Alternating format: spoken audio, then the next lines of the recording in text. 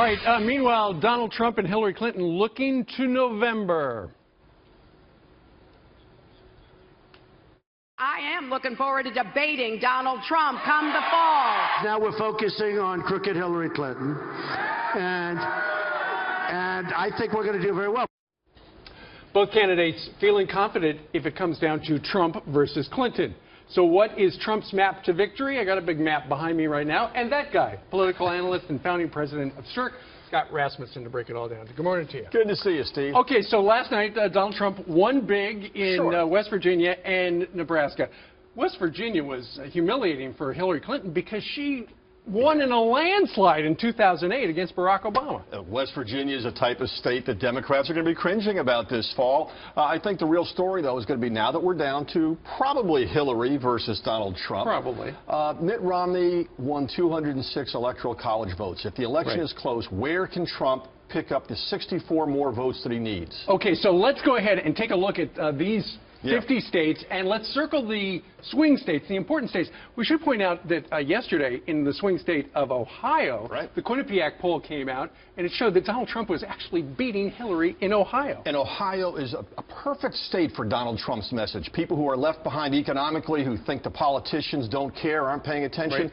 That's a critical state, and in fact, if this is really where the path to victory for Trump would be in a close election, because not only Ohio, but you've got Pennsylvania, Michigan, and Wisconsin. Midwestern states. I've almost got the Olympic rings going there. That's right. Well, without the fifth ring, you've got enough electoral college votes there that if Trump won all the Romney states plus these, he wins. Now, he would get to exactly 207. Now, the challenge is, I talked to Republicans in a lot of these states yesterday. Half of them are saying, oh, of course he can win here. It's going to be big. But the other half are, one person actually laughed when I suggested that Donald Trump could win their state. Larry Sabato has all of these. There you go. There's your ring. But in Wisconsin, you know, Ted Cruz was the big winner there. That's right. And will he have Ted Cruz campaigning for him? What's going to happen?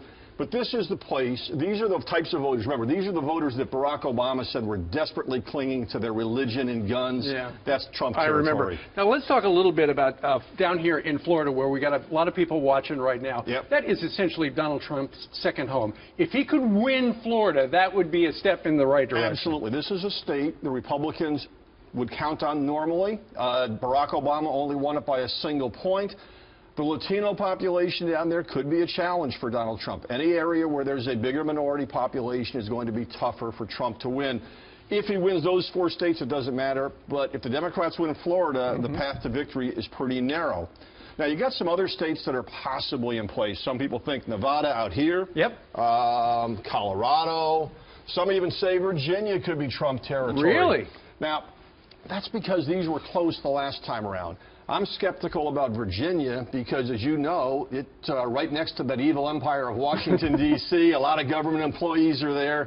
Live and work in Northern Virginia. That's right. And let me ask you about this. Out in the great state of California, they're going to start early voting on Monday. There's a possibility that Bernie could actually beat Hillary out there, right? Isn't that an amazing what happens then?